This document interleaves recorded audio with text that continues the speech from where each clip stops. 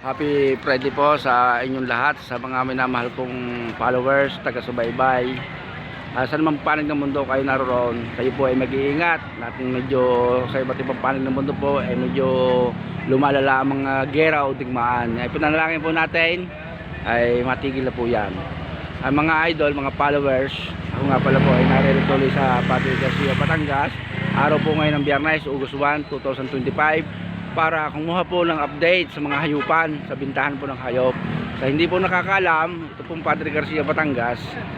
Nandito po ang capital trading po ng mga hayop dito sa buong Pilipinas. Ibig sabihin po, dito po dinadala po ang lahat ng hayop na pinamili sa iba't ibang panig ng Pilipinas, at dito po nagbibintahan at nagbibilihan. Yan po. Ako po ay nandito po sa Kambingan area. Yan. Dito po sa Karsada. Yan, papunta po doon sa building. Medyo malalayo po yung building. Ngayon po, dito po yung mga kambing po dito. Iba't ibang uri po ng breed yan. Mayroon pong Tagalog, o kaya yung native, Anglo-Nubian, Boer. Iba't iba din pong klase ng Boer yan. May mga traditional Boer, may mga floor band, ganyan po. Yan. Hihikapin po natin yan. Yan. Medyo maganda, medyo maganda po ang dating ng kambing at maganda po ang panahon. Yan, tingnan ho ninyo.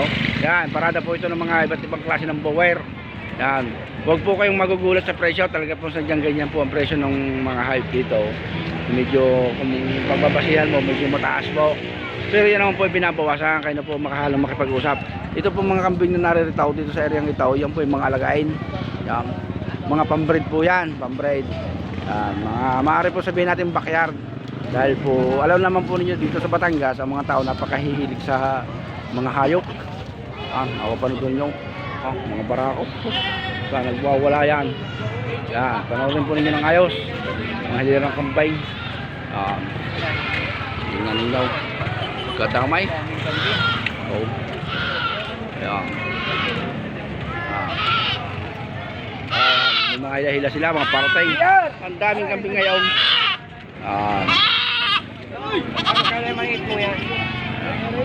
Pipirisyohan mo nila, magpipirisyohan. Iba't ibang lahi ito, sabi ko sa inyo. Iba't ibang lahi. May mga halo-halo yun. Pag sinabi ng iba't ibang lahi, napakadami homebred ng kambing. Kakatuwa naman ho eh.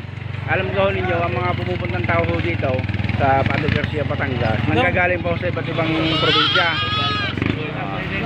Kaya pag ganito magandang panahon, napakadami ho ang dumarating na hayop, especially po yung mga kambing. At makita ninyo, ganyan po, tamay. Yung madilim pa ho eh, talaga hong nagsanang tao eh. Kanina ho ako naririto, wala pang alas 5 ng madaling araw, ay marami na hong umalis eh. Mapapanood naman ho ninyo, kuya, paganda ng mga kambing natay. Dito ho eh, ang kambing ko na eh, parang naglalako lamang ng isda kung ibenta. Yan kuya, di dala-dala. Yan, tingnan ninyo.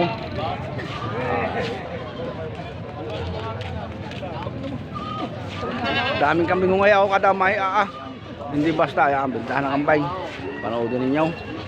Yan. Yan po. Iikutin ho natin yan. Anong damay?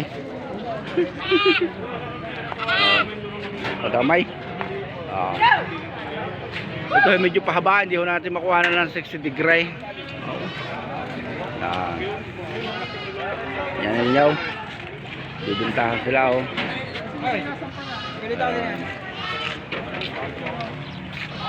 Ikutin ho natin yan mga kama.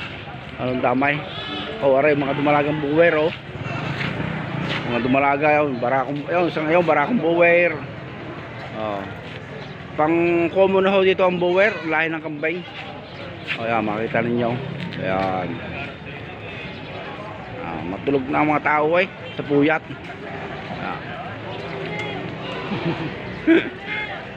Ang kagandaan ho dito sa Padre Garcia, Batangas, hindi ho nagkakawalaan o nagkakanakaw ng hayop dito sa loob ng bintahan.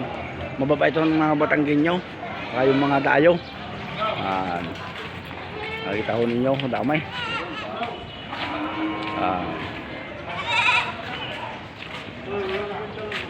Tingnan ninyo. Katulad ho nito, akitin ko ho itong building. Yan. Bakit ako dito sa building nga, makita niyo. Yun, nagbibilihan sila. Pusap-pusap, bisiro. Ayan. Pag gusto nyo, dito sa building ito mostly ito mga pangkatay na. Ayan. Pag pangkatay, dito kayo pupunta. Ayan. Itong mga kambing na narito sa building ito, galing pa ito sa iba't ibang probinsya. Tulad ng Bicol Region, Calabarzon, especially Quezon Province, Batangas, Cavite, Laguna. May nanggagaling pa rin sa norte, kaya lamang bihira na. Nahaharang na po sa NCR, saka sa ibang mga katayan. Yan. Tingnan niyo, ito yung mga kambing na itong pangkatay ito, kalimitan mga Tagalogay. Ayan, building. Yan. Tingnan niyo. Yan. Ikutin ho natin yan. Every Friday po ako, nag-update po ako. Ayan. Hindi lang ho, ito hong presyo ng kambing. Ang nagdidikta ho dito ang mga nagbibinta kung magkano ang presyo. Ngayon, yung mamimili o mga buyer, kayo na po ang bahalang makipag-usap kung paano mapapababa ang presyo. Ganun po yun. Huwag po kayong matatakot kung masyadong mahal ang presyo. Ayan. Oh, maliliit ho ito. Dito naman ho ay may budget, may natatawag yung abot kaya ho ninyong presyo. Ayan. Tingnan niyo. Ay sabi ko nga sa inyo, dito sa Batangas napakaganda ho ng hanap buhay dito ng mga tao, especially ng pagkakambay. Ayan. Ito si na kuya. Lagi yung dito ho yan, nagkakambing ho yan. Ayan. Tingnan niyo. Yan. Yeah, atin hong may bababaho, ating kukuliin yan. Nakikita ho ninyo. Yan, yun ho yung kabuuan ng kambingan, yun ang area. Yan, baw. Oh. Oh. Yan.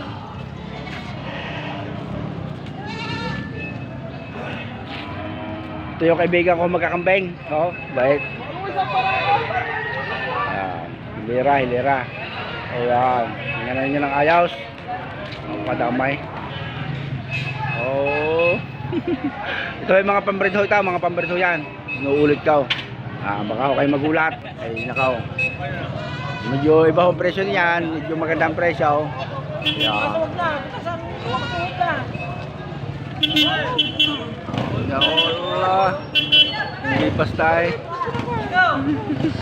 Magkakambing. Ayan, tingnan niyo mga sama.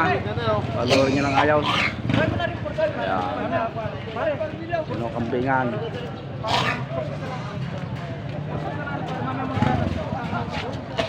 Ito. Ayan mga kasama, ingat po kayo. Importante po nakita na ninyo. Ayan. Yan po ang sitwasyon niya ng kambingan dito. Yung maganda ho ang bintahan. At maganda ang panahon. Basta maganda ang panahon, maganda ang bintahan. Sige ho, God bless po mga kasama.